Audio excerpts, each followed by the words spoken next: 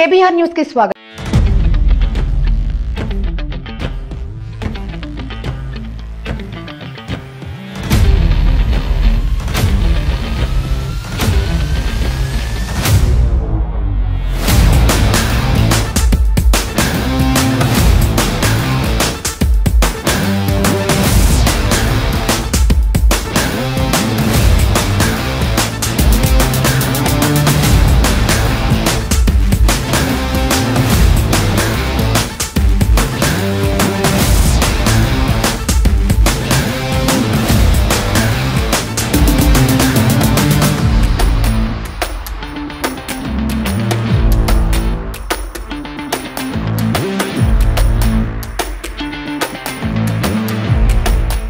మన వ్యవస్థ ఆరోగ్యంగా ఉంటేనే మన దేశం ఆరోగ్యంగా ఉంటుందని నమ్మిన వ్యక్తిగా నరేంద్ర మోడీ గారు 10 సంవత్సరాల నుంచి కూడా ఇంటర్నేషనల్ యోగా డే సెలబ్రేట్ చేయడమే కాకుండా ఈ 11వ ఇంటర్నేషనల్ యోగా డే ని మన ఆంధ్రప్రదేశ్ రాష్ట్రంలో ఏర్పాటు చేయాలని మన గౌరవ ముఖ్యమంత్రిని అడిగిన వెంటనే మన గౌరవ ముఖ్యమంత్రి గారు మనందరి మీద ఉన్న నమ్మకంతో ఓకే చేసి అలాగే సార్ నేను పెడతానని చెప్పి ముందుకు రావడమే కాకుండా ఈ రోజు విశాఖపట్నాన్ని వేదికగా మార్చడం అనేది నిజంగా ఉత్తరాంధ్ర ప్రజలుగా మనందరం కూడా ఒక గర్వంగా భావించాలి. ఎందుకంటే ఇంటర్నేషనల్ యోగా డే అంటే జూన్ 21వ తారీఖున ప్రపంచం మొత్తం కూడా ఈ రోజు విశాఖపట్నం వైపు చూసే పరిస్థితి. ఈ రోజు సుమారుగా అది Guinness book of world record అన్నది పక్కన పెడితే ఈ రోజు ప్రతి ఒక్కరు ఆరోగ్యం ముఖ్యం అని చెప్పి మనకున్న 24 గంటల్లో మనం ప్రతి ఒక్కదానికి ఒక గంట వెచ్చిస్తాం. కానీ మన గురించి మనం నిర్వహించుకునే పని ఒకే ఒక గంట యోగా. 45 నిమిషాలు యోగా మీద దృష్టి పెడితే మనకి 100 సంవత్సరాల ఆయుష్ మనమే తీసుకొచ్చే పరిస్థితి కనిపిస్తా ఉంది. ఎందుకంటే యోగా అన్నది మన జీవితంలో భాగం అవ్వాలి. ఎందుకంటే యోగా అన్నది ప్రపంచానికి మన భారతదేశం ఇచ్చిన ఒక గిఫ్ట్.